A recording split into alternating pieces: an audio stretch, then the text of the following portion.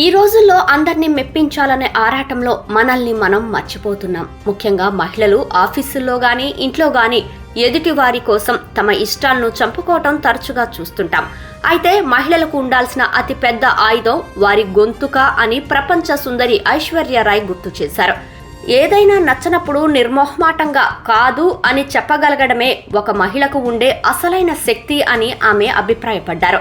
గతంలో ఆమె ఇచ్చిన ఓ ఇంటర్వ్యూలో చెప్పిన ఈ మాటలకు నేటికి ఎంతో మందికి స్ఫూర్తినిస్తున్నాయని, కేవలం విజయాలు సాధించడమే కాదు, మన విలువలకు వ్యతిరేకంగా ఉన్న వాటిని తిరస్కరించడం కూడా గొప్ప విషయమేనని ఆమె నొక్కి చెప్పారు.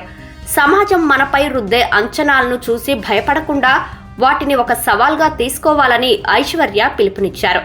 ఏదైనా నచ్చకపోయినా లేదా మన వల్ల కాకపోయినా లేదు అని చెప్పటం వల్ల మన ఆత్మవిశ్వాసం పెరుగుతుందని, అది మానసిక ప్రశాంతతకు ఎంతో మేలు చేస్తుందని ఆమె వివరించారు.